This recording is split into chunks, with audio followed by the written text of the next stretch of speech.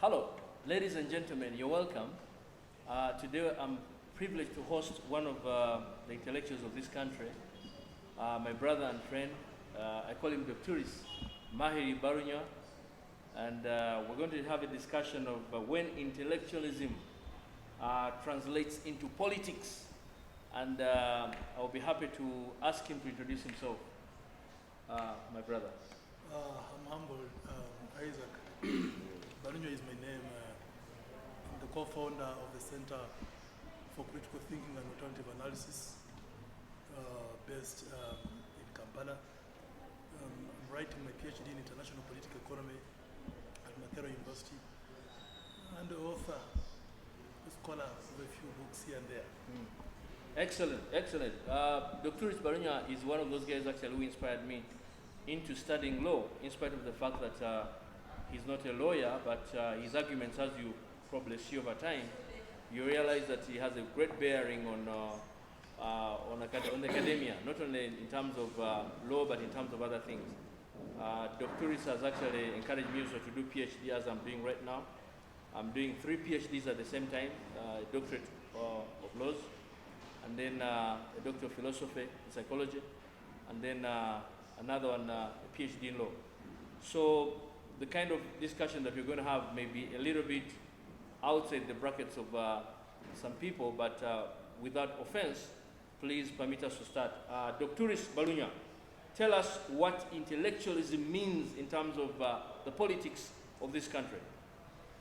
Well, I would say that there is an asymmetrical relationship between politics and intellectualism. You know, for quite some good time, people think that there is no relationship, but there is a construct. There is a binary that brings intellectuals into politics. I think I should very first tell you that when you talk about intellectualism, it's all about fantasizing. You know, it's basically an ideological construct that one develops around himself. Then eventually it keeps on melting and degenerating into giving a new body of knowledge.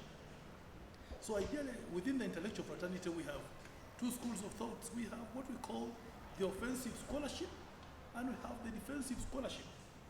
Offensive scholarship, as a concept of construct within the academia, is a construct that is based on destabilizing the existing body of knowledge through intellectual innovation, through ideological creation. You know, that is what we call offensive scholarship. It's based on criticism. You know, in academia we believe that criticism is what shapes books and ideas. You know, one scholar said that the easiest way of constructing a book is by listening to those who critique. Then we have defensive scholarship. Under defensive scholarship, these are basically academicians that simply do the due. They listen and replay what has been said. So that's what basically we refer to as intellectualism. Being in position to intellectualize, to conceptualize, then to apply. Excellent. Now, Dr. tell me the difference. What do you understand by the law of the negation when it comes to intellectualism and vis-a-vis scholarism? Of course, we appreciate the fact that we have what we call the thesis, the antithesis, and the synthesis. The thesis is the foundation of knowledge. You know, when you go back to the works of Karl Marx, you'll be hearing something about dialectical materialism. You know, it's the foundation of knowledge. Then when you listen to that knowledge, you acquire that knowledge, you critique it. That's what we mean by the antithesis. Then when you critique it, a third person can also come to critique what you have said. And that's what we call the synthesis. And that's why we say that knowledge generation is a continuous contradiction in ideological construction, perception, and vision. So when you talk about the law of the negation, we're talking about the internal contradictions that shapes the ideological construct of humanity in totality in the home of academia. Absolutely. So you are saying, in short, that from a thesis to an antithesis to a synthesis, basically it's more like a churning process. You've said it. You're making the product much better so that it becomes what? assimilated, easily assimilated into the intellectual brain. Yeah, it is true, it is true. And I also want to very quickly add that you can have an external thesis, antithesis, and synthesis, but you can also have an internal, where you think of an idea, which is the thesis, you appreciate it, but after some time you change your mind, and you say, well, I need to improve. You know? That's why you always hear that intellectuals are full of, they keep on contradicting themselves. They're not contradicting themselves. They are simply making what they have said better. Because every other day, you know, at times the environment we live in shapes the construct within which we live. Yes. So the different environments give you different versions, give you different ideologies, and therefore this kind of ideological constructions gives shape to what is existing. Actually, one time I think it was Justice Oliver Wendell Holmes who said that who believes in what they call legal realism, where they argue in terms of, they interpret law in terms of circumstances.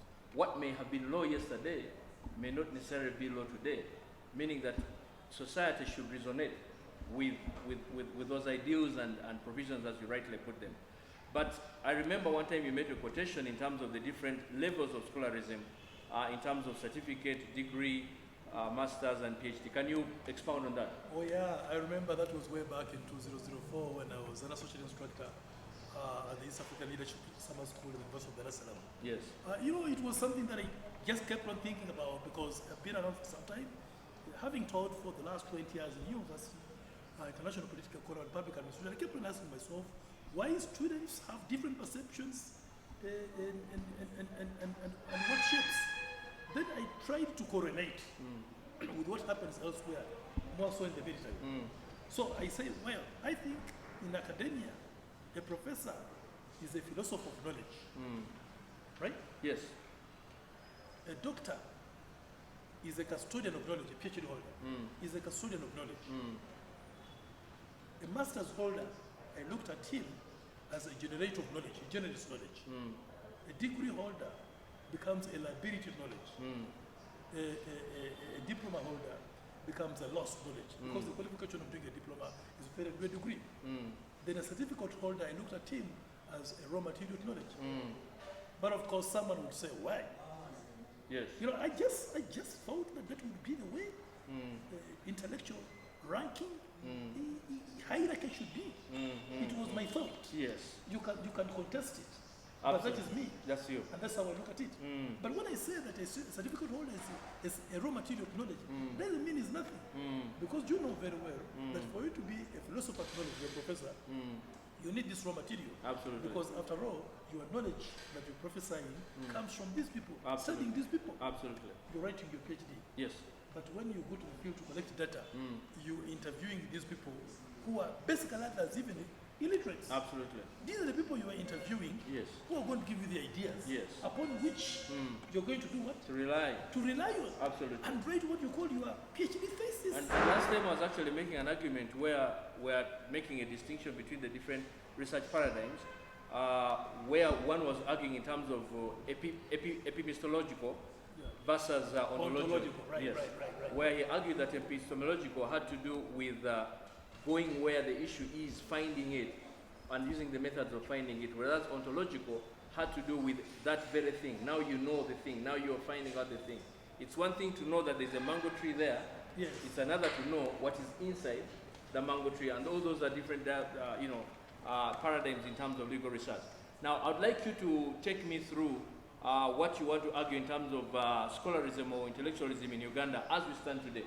Do you see any kind of intellectuals of that sort who earn the name? Because we see many people going into different academic institutions and they're coming up with PhDs, right? And we give them doctorates and stuff like that. But the question is, how relevant are these, whatever they get in those schools, to the ordinary person? Because last time, to quote your word, you said some people end up, relying on what they call past intellectual glory.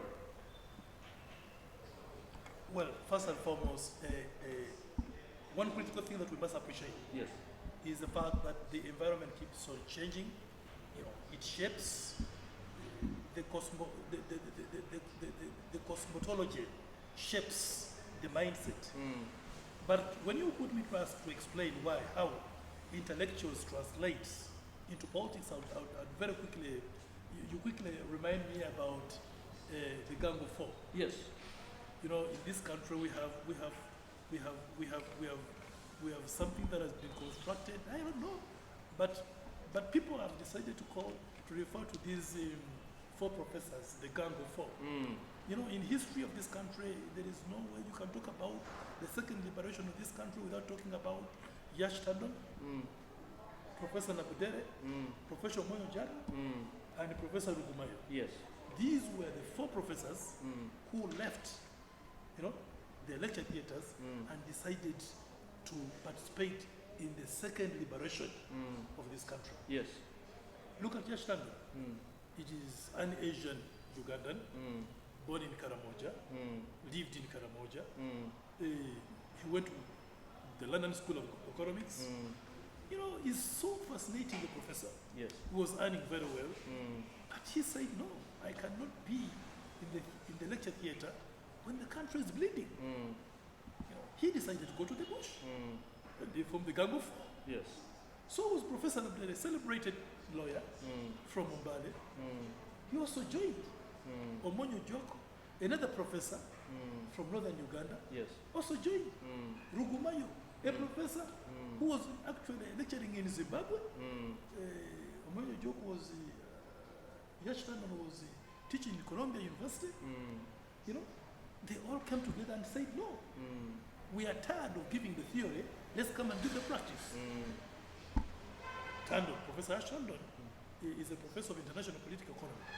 So he kept on analyzing. You know, this is a global towering professor. Yes. There is no way you can talk about who is who in academia and you don't talk about Yash Tandon. Absolutely. He has written extensively. Absolutely. He has come up with very many ideas. Absolutely. That different countries, including the USA, have picked some of the ideas. Yes. You know? Yes. You know, this is a guy who simplified economics. When at the London School of Economics, when people were talking about economics being a very critical, sensitive, Western concept, he said, no, look, economics is simply about the welfare of society. How do we improve the welfare of society? What needs to be put in place? Yes. You know, something interesting, that this Gang of Four were all Marxists. Therefore, they came together, you know, designed their Marxist ideology, and they decided to see how Africa and how Uganda can fit within the global socio-political order. Yes. And because of that, they kept on giving the ideologies which shapes Uganda's second liberation. Absolutely. You know, Yash Tandon was a lecturer to President Museveni Oh, wow. at the University of Dar es Salaam. Wow. You know, Yes. Professor Nabdere was a professor of law in the University of Dar es Salaam. And you know, when you talk about the University of Dar es Salaam, what it means Yes. when it comes to law. Yes. Because 50 years ago, Yeah.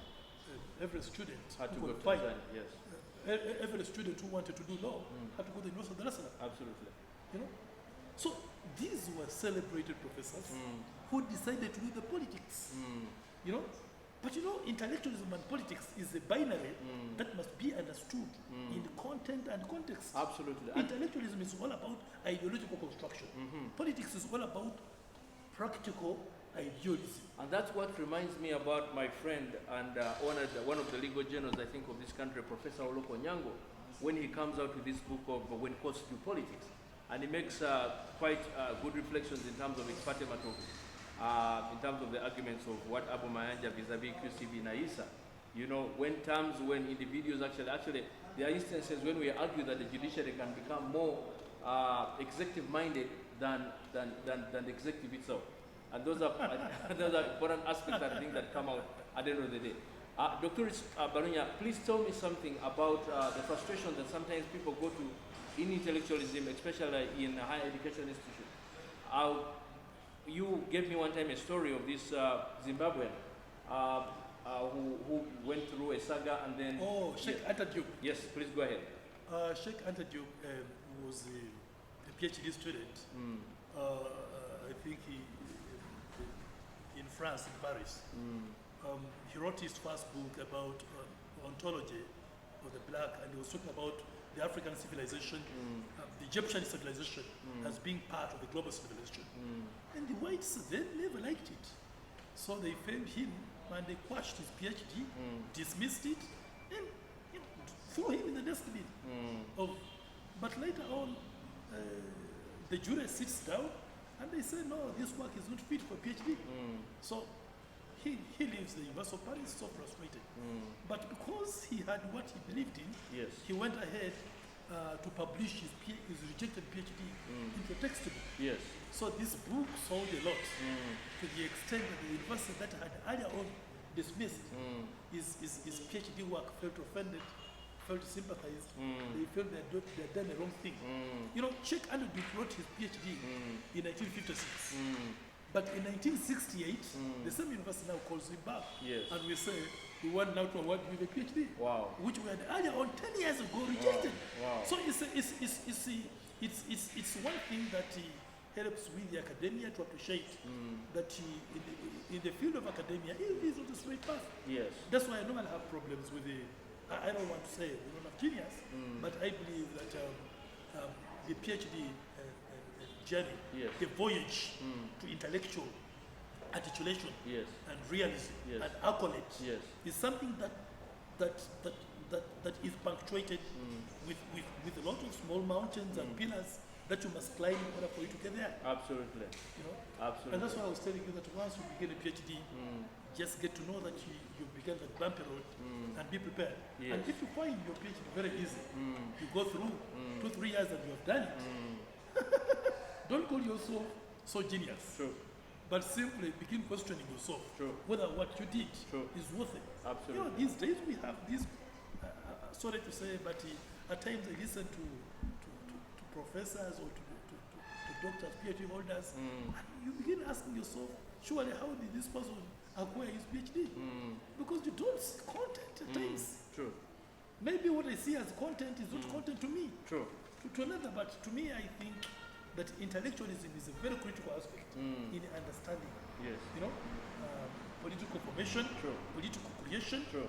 and practical idealism. True. That's why we always argue True. that when realism engages idealism, then realism stands. It's from the realistic point of view Yes. that ideas are gained forward and reformed. Yes. I appreciate your discourse, intellectual discourse, Dr. Ismahiri. In fact, it excites me because you bring in many arguments. Some of the books that I have been able to charter, what I call uncharted waters, have come because of your inspiration. I remember when I found you at Makere when you're doing your master's, and you told me, you know what, you better start enrolling for law.